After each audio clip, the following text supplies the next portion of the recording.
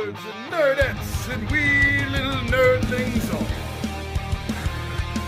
It's your buddy Big John and G, the two gun Pixie presents Legendary Gaming.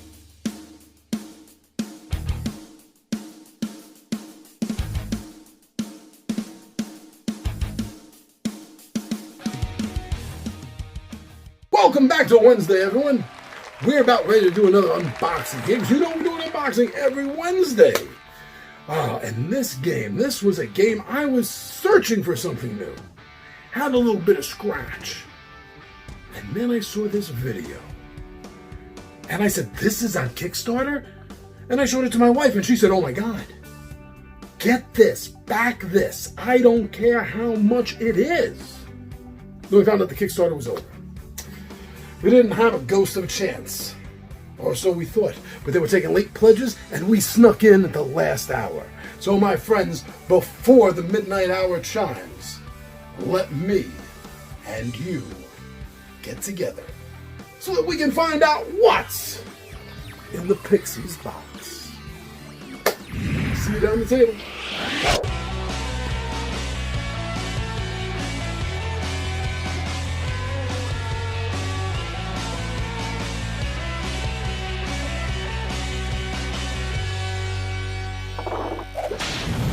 Pandemonium Institute, Blood on the Clock Tower. This is something that we've been waiting to get here at the Nerd Wasteland, and I'm so happy that it has arrived. Fu Manchu loves a good game of bluffing and mob rule mentality, because in the end, no one ever really wins, except Fu. You ready to dive into this and see what demons and imps lie within the town? Yeah, so am I, Fu. Alright, maybe I can get that blade from you. Just over. Wait. Fu, come on. You want to see this as bad as I do, so just kind of give it up and stop playing with knives. Alright. So let's thank you very much. I want to get you off to a safe location over here, away from the blade. The incomparable and marvelous Fu Manchu, everyone. So here we are, ready to go and see what we're going to find here in this massive and heavy. This is like 5 pounds or something. For a board game, that's heavy. For me, that's like breakfast. So remember, when you're playing with knives, first of all, don't play. When you're using a blade, always cut away from yourself, my friends.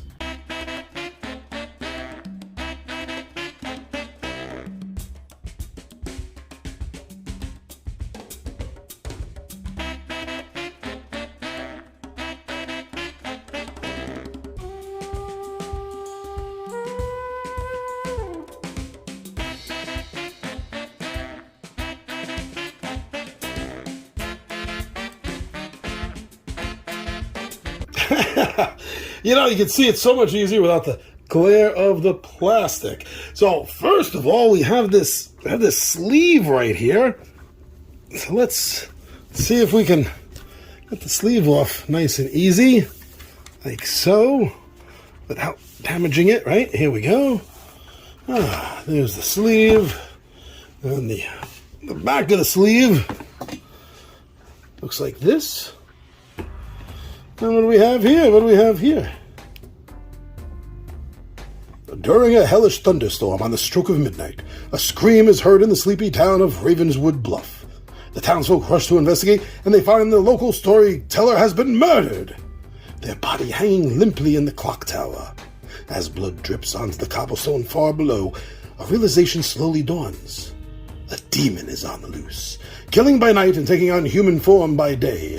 Can good find the demon in time, or will evil overrun this once peaceful town? Blood on the Clock Tower is a game of murder, mystery, lies, and logic, deduction, and deception. The grimoire contains 3 editions.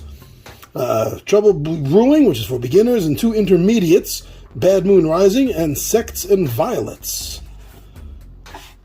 20 to 120 minutes, 5 to 20 players plus a storyteller, so at least 6, 15 years and older. So we saw this on Kickstarter late. We got a chance to be late backers. And we're really glad we did. And let's see, is that the same thing that's on this back? Yes. That's the same thing that we see written back here. See, this looks like a giant book, a tome. All right, this is very cool. What's inside? It's what's inside that matters, right? So let's see. Now this opens like this. Now you're gonna see this is all felt.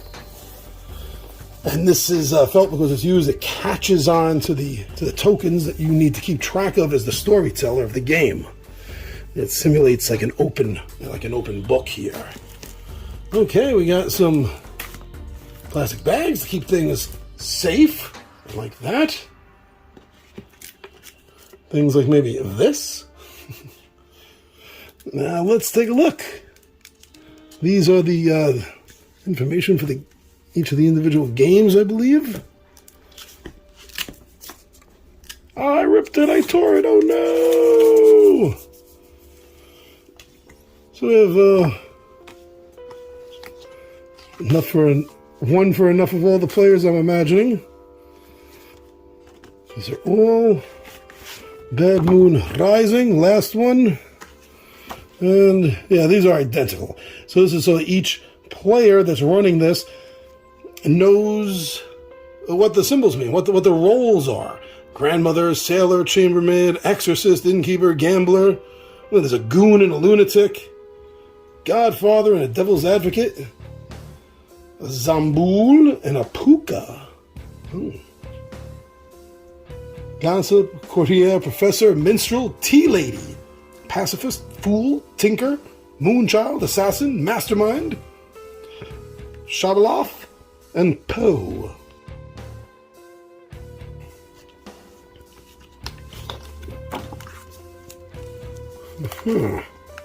Bad Moon Rising. Trouble Brewing. See, washerwoman, librarian, investigator, chef, empath, fortune teller, undertaker, butler and a drunk, poisoner, spy and imp, monk, ravenkeeper, virgin, slayer, soldier, mayor, recluse, saint, baron, and scarlet woman. The roles and things you're going to find in Trouble Brewing. Trouble Brewing and Sects and Violets.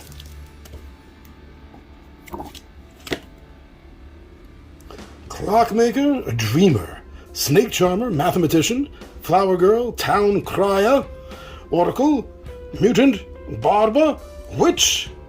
Oh, what's that?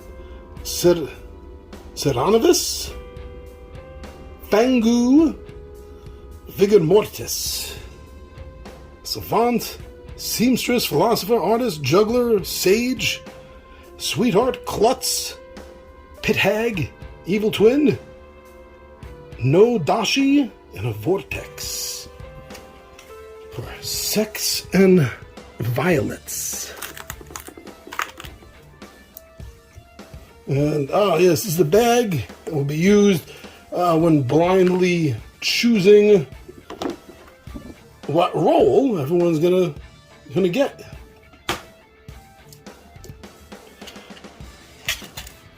And these are used to be able to store all the tokens and everything you need for each of the sets, such as Trouble Brewing, and good reminders, townsfolk, outsiders, minions, demons, evildoers.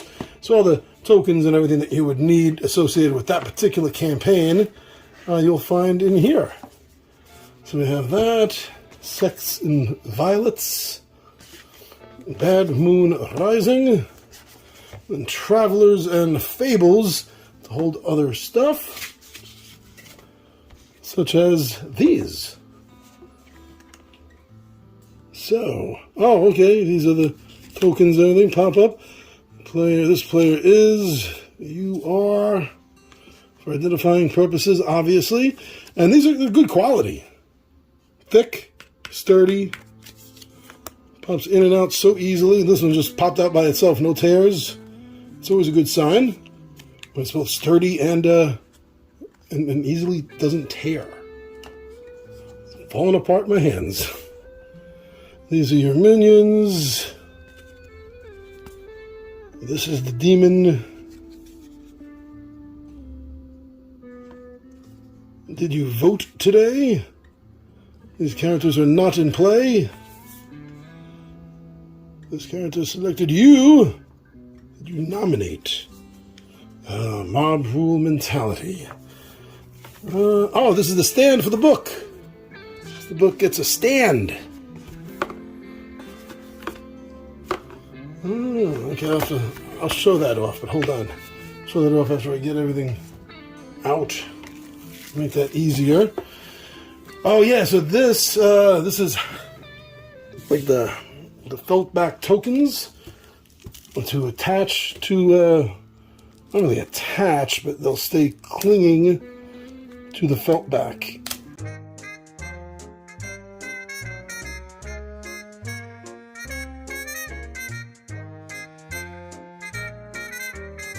Okay, so this is the way that it would work. Everything's popping out and sliding all over the place. Let me put these here for a moment. So this one pops out really nice. And this says, oh, they're all kind of popping out on me. I gotta be careful here. Okay. So this one says, Mastermind. If the demon dies by execution, ending the game, play for one more day. If a player is then executed, their team loses. So you would put that there. And as you can see, it doesn't really let it take it off real easily. So during the game, you're going to be keeping track of everyone. You have to make sure everyone sits in the same seat. That's important because you're going to track where everyone is sitting using this, like so. And wherever people are, that's what you're going to put down. It's just like all demons. So don't pay attention to who is being put down as much as what's being put down. So like if that's the seating arrangement, then you would track it like that in the book. Oh yeah, that's a lot of bad stuff. That is not the way it would look. But it was the way it would sit.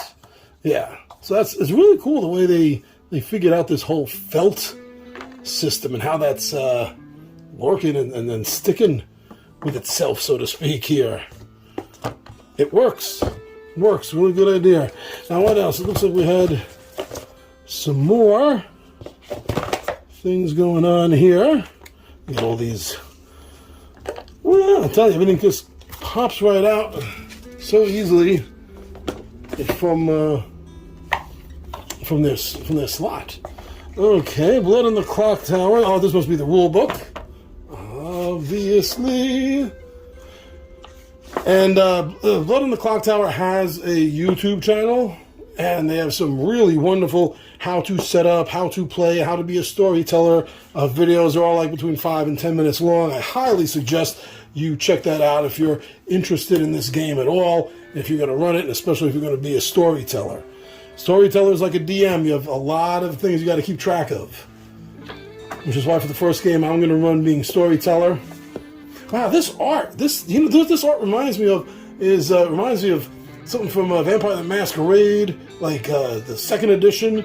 Is kind of the artwork. Like I'd see this in the Book of the Sabbath or the Tremere or something.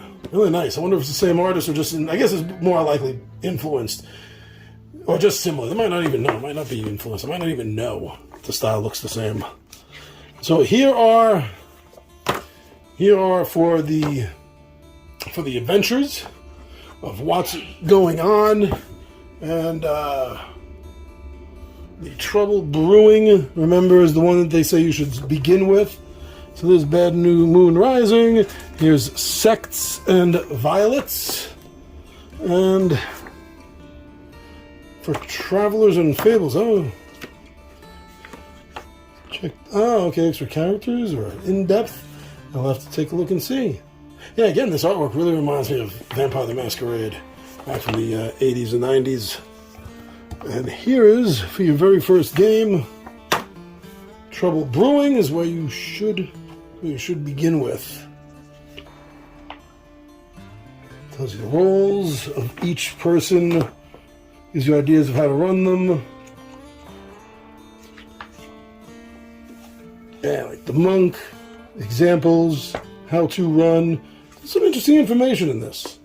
And of course, information for the storyteller on what's going on and advice. Always very helpful and handy. Well, this must be part for the stand. I'll show that off for you. And this, I'm not sure. Maybe just to use. So I know you, everyone's cards, well not cards, but they're circles that show them who they are, who everyone is.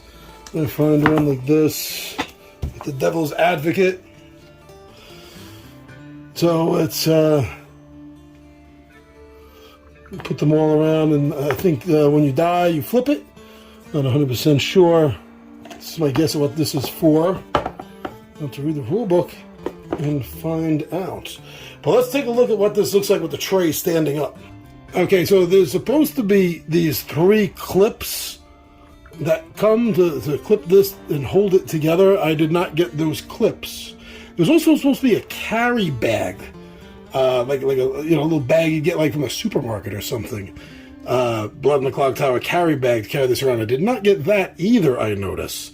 But this is the way it sets up, and the way it sits. That wasn't supposed to be there. So the storyteller can see, and everyone always sits in the same places. So these always represent the players. And then you can put your little notes here, like who's secretly the drunk. Oh, it's the goon. The goon is secretly the drunk. And because of the felt on felt, it really sticks and grabs onto itself. So that's pretty cool.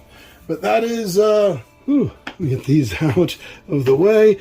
That's everything I got. Although, like I said, you're supposed to get a carry bag and you're supposed to get clips.